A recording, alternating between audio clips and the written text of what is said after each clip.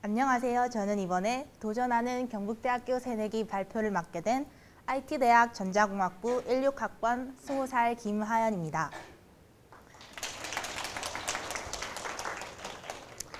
제가 오늘 이 자리에 왜 이렇게 서게 됐는지 다들 궁금해하실 것 같은데요. 저 같은 경우는 20살이라는 어린 나이에 미래창조 장관상을 받았기 때문에 이렇게 이 자리에 서게 되었습니다. 그래서 오늘 이 자리에서는 이 상을 제가 어떻게 타게 됐는지, 그리고 새내기로서 들어와서 한 행동에는 어떤 것들이 있는지에 관해서 말씀을 드리겠습니다.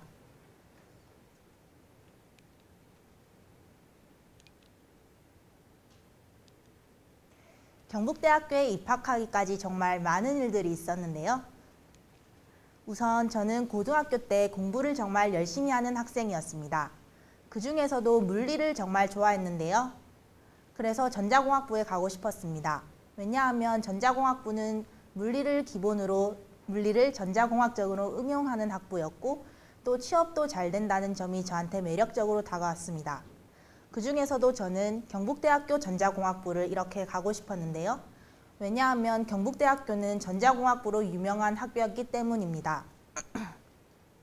또 당시에 저는 대구에 살고 있었기 때문에 경북대학교 전자공학부를 다니면 집 옆에서 학교 편하게 다닐 수 있겠다. 그리고 계속 부모님 얼굴 보면서 다닐 수 있겠다 싶은 생각에 경북대학교 전자공학부를 목표로 정했고 지금 열심히 노력한 끝에 이렇게 이 자리에 서게 되었습니다. 대학에 오기 전에 아마 다들 낭만 하나쯤은 꿈꾸고 계실 것 같은데요. 저 또한 마찬가지였습니다. 저는 걱정도 있었고 기대도 있었습니다. 우선 걱정 같은 경우는 달라지는 학습 환경이 조금 걱정이 되었습니다. 달라지는 학습 환경이라는 게 어떤 뜻인지 다들 궁금해하실 것 같은데요. 고등학교 때는 주어지는 시간표를 따라서 주어지는 과목을 듣고 지정된 선생님의 수업을 들었다면 대학교에 와서는 직접 수강 신청을 하고 교수님을 직접 선택해야 된다는 점이 저한테는 조금 부담스럽게 다가왔습니다. 또 저 같은 경우는 복습을 인강을 들으면서 했는데요. 한 번은 학교 수업을 듣고 한 번 더 인강을 들으면서 복습을 했었는데 대학교에 와서는 인강이 없어진다는 소식에 혹시 복습이 잘 안 돼서 성적이 떨어지진 않을까 그런 부분을 고민을 많이 했었던 것 같습니다. 하지만 확실히 걱정보다는 기대가 앞섰는데요. 기대에는 어떤 것들이 있었는지 다들 궁금하시죠? 일단 이때까지 계속 학생이었는데 이제 처음으로 성인이 된다는 기분에 정말 설레었습니다. 성인이 되면 모든 일들에 제가 책임을 져야 되고 그와 동시에 모든 일들에 대한 선택권을 제가 가질 수 있기 때문에 그 부분이 정말 기대가 됐어서 빨리 성인이 되고 싶었습니다. 무엇보다 똑같은 얼굴을 3년 동안 고등학교 때 봤어야 됐는데 이제 새로운 친구들을 사귀고 또 새로운 추억을 쌓을 생각을 하니 빨리 대학생이 되고 싶었습니다. 무엇보다 수강 신청을 자유롭게 할 수 있다는 사실이 저한테 매력적으로 다가왔습니다. 고등학교 때는 듣고 싶은 수업이 있거나 좋아하는 선생님이 있어도 한번 시간표가 정해지면 그 수업을 듣지 못한 채로 아쉬운 채로 남아 있었는데 대학교에 와서는 수강 신청을 자유롭게 제가 직접 할 수 있기 때문에 원하는 수업을 들을 수 있었고 빨리 고등학생에서 대학생이 되고 싶었습니다. 하지만 막상 대학에 와보니 제 예상과는 조금 달랐는데요. 우선 연애 같은 경우는 제가 연애에 대한 기대를 정말 많이 했었습니다. 저는 이런 연애에 대한 저의 기대가 열애로 이어지길 바랬는데 제가 정말 좋아하는 사람이 있었는데 근데 그 사람은 막상 저와 같은 마음이 아니었고 그리고 또 좋아한다는 걸 근거로 너무 부탁만 하고 이것저것 요구만 한 것 같아서 오히려 그 사람한테 미안한 마음이 정말 큽니다. 또 조별 과제를 하다가 친구랑 싸워보기도 했는데요. 수강 취소도 해봤습니다. 부끄러운 이야기지만 1학기 때 22학점을 듣고 계절학기 때 6학점을 또 듣고 싶어서 계절학기 때 6학점을 신청했었는데 신청하고 보니까 스케줄이 너무 빡빡해서 또 기숙사에 살았었는데 룸메이트들이 노는 걸 보니까 같이 놀고 싶어져서 6학점을 다 수강 취소를 하고 방학 때 많이 놀았습니다. 이러한 저희 흑역사에도 불구하고 제가 원칙적으로 실행했던 것들이 있는데요. 바로 다양한 대외 활동입니다.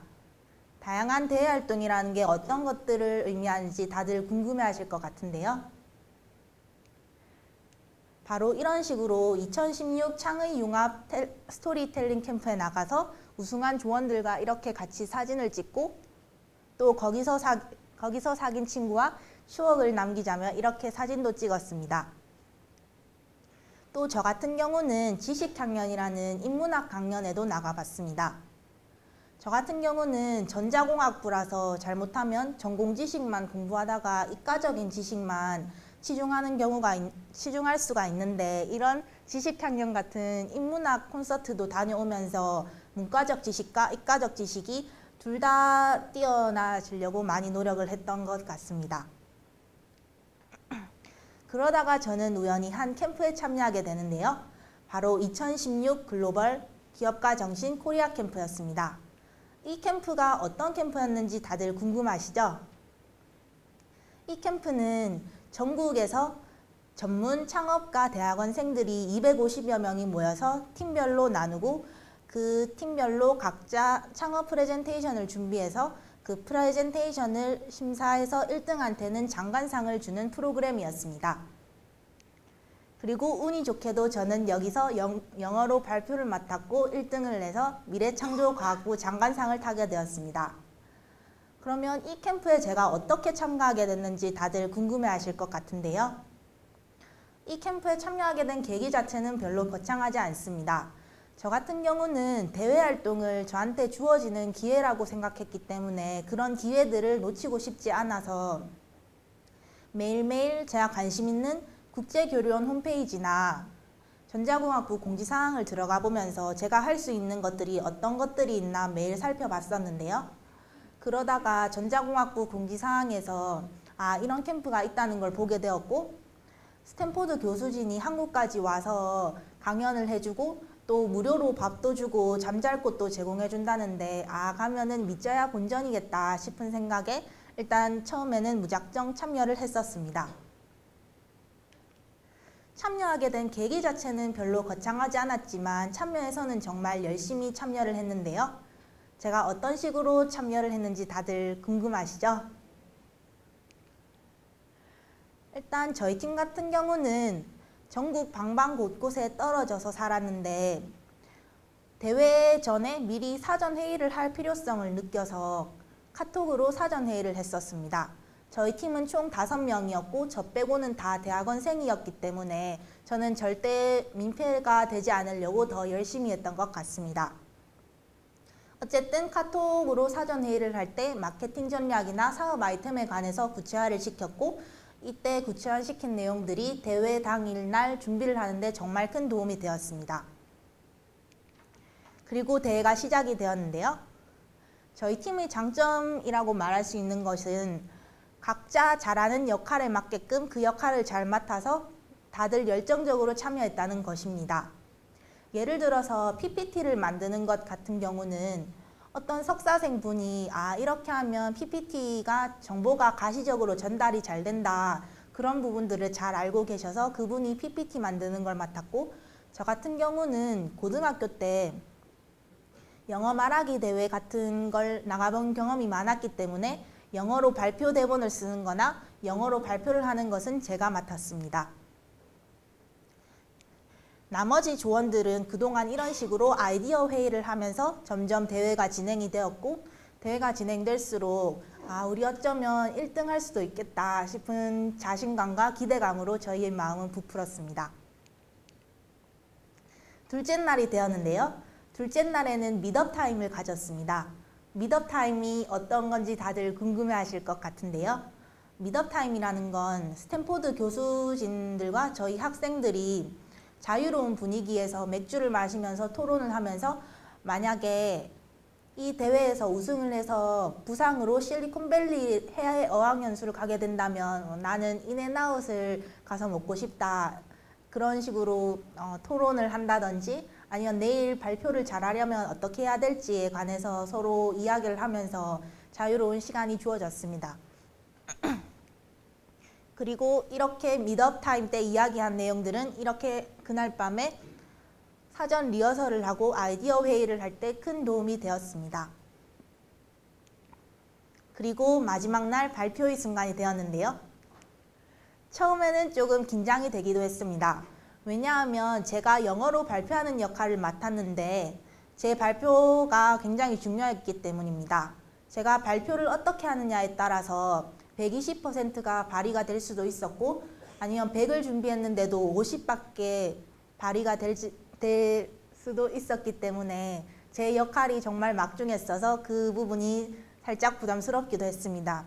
하지만 한편으론 자신감도 있었던 것이 그 전날 워낙 준비를 많이 했었고 이런 경험이 많았기 때문에 아 잘하자 하면서 저 자신을 다독이면서 무대를 올라갔습니다. 그런데 정작 무대에 올라가 보니 저 같은 경우는 무대 체질이라서 그런지 별로 떨리지도 않았고 준비한 내용들을 거의 완벽에 가깝게 발표할 수 있었습니다. 또 저는 관객과 소통을 쌍방향적으로 잘하려고 노력했습니다. 이런 큰 무대에 서면은 일방향적인 전달이 되기 쉬운데 저 같은 경우는 쌍방향적인 소통이 되려고 많이 노력했습니다. 예를 들면 저희가 앱 프로토타입 영상을 보여드렸을 때 관객분들이 박수를 치면서 환호성을 불러주셨다면 저는 그 부분에다가 와우, 어메이징 이런 식으로 대답을 하면서 쌍방향적으로 소통을 하려고 많이 노력을 했습니다. 그리고 무대를 끝나고 내려오니 스탠포드 교수진들께서 그리고 심사위원들께서 격찬을 아끼지 않으셨습니다. 20살인데 놀라운 강의력이다. 그리고 외국어인데도 발음이 정말 좋다. 만약에 진짜 이 앱을 만든다면 나중에 꼭 사용을 하겠다. 그런 식으로 칭찬을 많이 해주셨습니다. 그런 칭찬을 많이 들어서인지 결과가 발표되기 전에 정말 기대를 많이 했었고 막상 결과가 나타나고 보니 저희가 1등이었습니다. 무엇보다 다 같이 이뤄냈다는 뿌듯함이 정말 강했는데요. 왜냐하면 저 혼자였다면 이뤄낼 수 없을 결과였고 다들 열심히 적극적으로 참여해 줬기 때문에 이런 결과가 나올 수 있었어서 열심히 해준 저희 조원들한테 정말 감사했습니다. 이렇게 알 수 있듯이 1학년 1학기 때는 저는 대학 생활을 다양한 대외 활동에 집중해서 했었는데요. 2학기 때는 전자공학부 전공학습에 몰두할 계획입니다. 사실 전자공학부는 2학년 때부터 학습량이 많아지는 학과로 유명하기도 한데요. 하지만 대외 활동을 통해 얻은 성취감이 지금 자신감으로 이어지면서 지금 저에게 긍정적인 작용을 하고 있습니다. 또 이때 얻은 성취감이 남은 3년 동안 대학 생활을 할 때 저에게 좋은 동기로 작용할 것이라 저는 확신합니다. 이때까지 전자공학부 16학번 김화연 발표였습니다. 들어주셔서 감사합니다.